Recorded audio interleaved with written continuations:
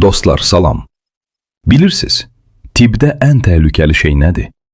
Yanlış məlumat yox. Köhnə, yarımdoğru məlumatdır.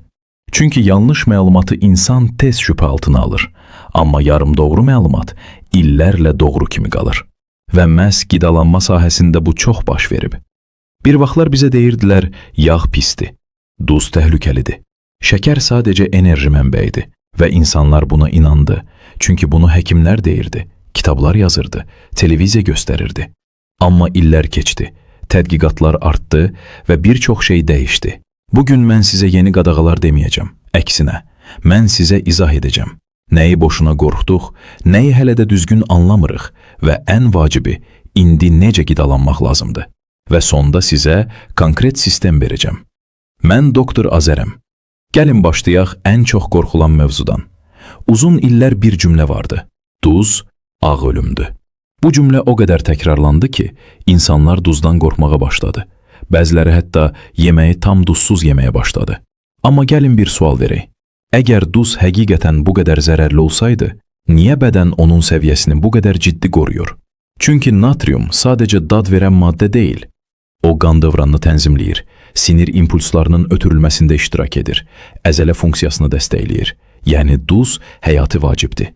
Bəs problem hardadır? Problem ifratdır. Məsələ burasındadır ki, hamı duza eyni reaksiya vermir. Tədqiqatlar göstərir ki, təxminən 20-dən 30-a qədər faiz insan duza həssasdır. Onlarda duz təzyiqi artırır. Amma qalan böyük hissədə bu təsir ya minimaldır, ya da ümumiyyətlə yoxdur. İndi isə ən maraqlı hissə. Çox az duz da təhlükəlidir. Bəli, az. Çünki bədən natrium azaldıqda kompensasiya mexanizmlərini işə salır. Renin artır, aldosteron artır, adrenalin artır. Bu isə nə deməkdir? Stres vəziyyəti, damar spazmı və nəticədə yenə təzyiq problemi. Yəni nə baş verir? İnsan düşünür ki, özünü qoruyur, amma əksinə təsir yarada bilir. Mənim pasiyentlərimdən biri var idi, yaşlı qadın. Hipertoniya ilə mübarizə aparırdı. Duzdan o qədər qorxurdu ki, tamamilə kəsmişdi. Amma təzyiqi stabilləşmirdi. Dərmanlar da tam effekt vermirdi. Analiz etdik. Natrium aşağı idi. Biz sadəcə dedik, yeməyə az miqdarda duz əlavə edin. 2 həftə sonra təzyiq stabilləşdi. Bu sizə nə göstərir? Problem həmişə görünən kimi deyil. İndi gələk daha ciddi mövzuya. Şəkər. Hamı deyir, şəkər diabet yaradır. Bu doğrudur. Amma bu problemin yalnız bir hissəsidir. Əsas problem xroniki iltihabdır. Bu iltihab sakitdir, ağrı vermir. Amma bədəni içərdən zəiflədir və ən təhlükəlisi qlikasiya. Sadə dillə desək, şəkər zülalları zədələyir, damarlar sərtləşir, dəri elastikliyini itirir, beyin funksiyası zəifləyir. Bu proses yavaş gedir, amma dayanmır. Niyə bu qədər təhlükəlidir? Çünki insan bunu hiss etmir. Ağrı yoxdur, simptom yoxdur. Amma illər sonra yaddaş zəifləyir, damar problemi yaranır, enerji düşür və insan deyir, bu yaşdandı. Amma çox vaxt bu, illərlə qidalanmanın nəticəsidir.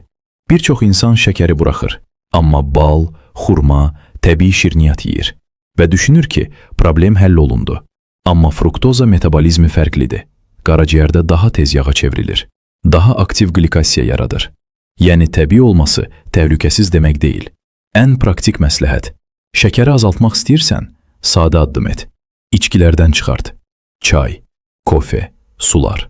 Bu tək addım belə gündəlik şəkər yükünü ciddi azaldır. İndi isə ən çox dəyişən mövzu. Yağlar. Bir vaxtlar deyirdilər, yağ yeyirsən, damarların tutulur. İnsanlar yağı azaltdı, karbohidratı artırdı. Nəticə, piylənmə artdı, diabet artdı. Çünki problem yağ deyildi. Problem nə idi? Emal olunmuş qida, şəkər, trans yağlar. Təbii yağlar niyə vacibdir? Yağlar, hüceyrə membranlarının əsas hissəsidir. Hormonların sintezi üçün lazımdır. Beyin funksiyası üçün vacibdir. Beynin böyük hissəsi yağdan ibarətdir. Yəni yağsız qidalanma optimal deyil. Əsas təhlükə, trans yağlar. Bunlar sənaye məhsullarıdır. Margarin, hazır şirniyyat, fast food. Bunlar iltihabı artırır, damarları zədələyir, ürək riskini artırır. Burada kompromis yoxdur. Bunları minimuma indirmək lazımdır. Əsas prinsip sadə qidalanma. Ən güclü qayda budur. Qida nə qədər sadədirsə, o qədər təhlükəsizdir. Əgər məhsulun tərkibini oxumağa ehtiyac varsa, Bu artıq siqnaldır. Əgər sən onu evdə hazırlaya bilmirsənsə, bu da siqnaldır. Sadə qida, ət, balıq, yumurta, tərəvəz, taxıl. Bu baza kifayətdir. İndi sənə nə etməlisən deyəcəm. Amma diqqətlə qulaq as. Bu sadəcə qaydalar siyahısı deyil. Bu istiqamətdir. Çünki səhv burada olur. İnsan siyahı axtarır. Amma dəyişiklik sistemlə olur. 1. Duzdan qorxma, amma nəzarət et. Duz düşmən deyil, amma o nəzarətsiz də olmamalıdır. Əgər sən hər şeyi hazır məhsullardan yeyirsənsə, orada artıq çox duz var. Amma sən evdə bişirirsənsə, yeməyə biraz duz əlavə etmək normaldır. Burada əsas fikir budur. Duzu sıfırlamaq yox, balansı tapmaq. 2. Şəkəri həyatından yox, vərdişlərindən çıxart. İnsanlar deyir, şəkəri tam buraxmaq istəyirəm. Bu səhv yanaşmadır.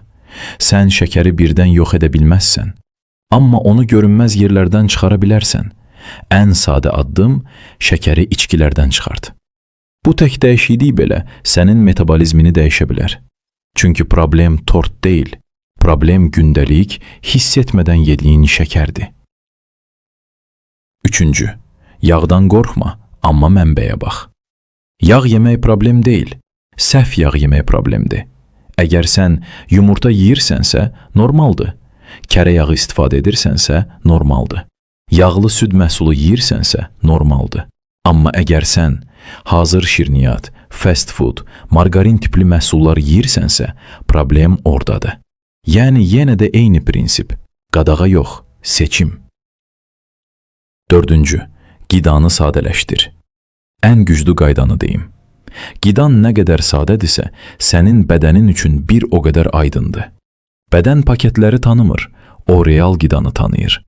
Əgər sən qidanı özün hazırlayırsansa, artıq yarı işi görmüsən. 5. İdeal olmağa çalışma.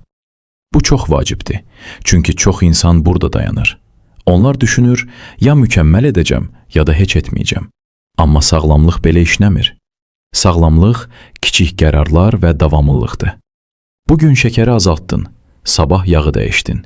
Bir həftə sonra qidanı sadələşdirdin və bir gün baxırsan ki, tam başqa vəziyyətdəsən. İndi ən vacib fikir, yadda saxla. Sənə 100 qayda deyə bilərəm, amma əgər sən bunu başa düşsən, kifayətdir. Problem qidada deyil, problem sistemdədir. Əgər sistemin sadədirsə, sən az səhv edəcəksən. Əgər sistemin qarışıqdırsa, sən tez-tez pozulacaqsan. Qısa yekun. Duz balansdır. Şəkər nəzarət tələb edir. Yağ düzgün seçilməlidir. Qida sadə olmalıdır. Bu 4 şeyi düz etsən, sən artıq çox irəlidəsən. Əgər bu video sənə bir şey dəyişdirməyə səbəb oldusa, deməli məqsədinə çatdı. Like qoy. Bu videonun daha çox insana çatmasına kömək edir. Abunə ol, çünki burada mən tibbi mövzuları sənə sadə, amma doğru şəkildə izah edirəm. Və növbəti video çox vacib olacaq. Kofe və çay. Nə qədər içmək olar ki, ürəyə kömək etsin, amma yuxunu pozmasın. Çünki bir çox insan ya çox içir, ya da tamamilə səhv vaxtda içir. Və nəticədə nə baş verir? Ürəyə kömək etməyə əvəzinə yuxunu dağıdır. Orada sənə dəqiq balansı göstərəcəm. Sağ olun, salamat qalın.